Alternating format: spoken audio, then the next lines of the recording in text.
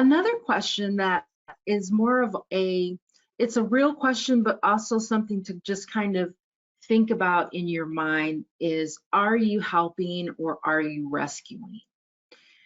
So I think about a caregiver that I trained. She's professional. She was going to be caring for clients in the hospital and on the rehabilitation floor where maybe they had physical therapy, occupational therapy, that type of thing, and we're going to go back home. And so I always talk about empowerment and really encouraging clients and loved ones to do what they can for themselves for as long as possible.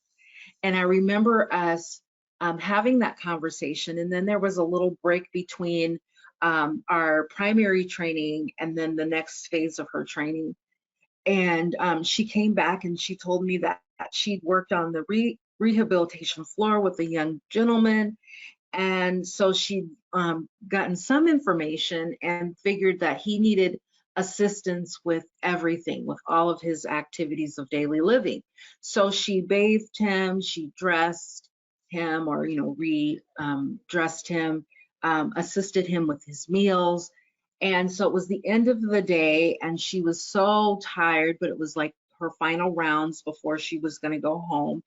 And she walks by the client's room, and he's got the head of the bed up, and he's doing these stretching exercises.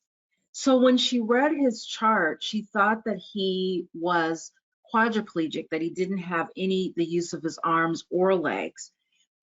And in all actuality, he was paraplegic and he did have the use of his legs. And so she had done everything for him, and he really had a lot that he could do for himself. So when I talk about rescuing or helping, this is what I'm referring to. When you're rescuing, there has to be a victim, and it's exhausting.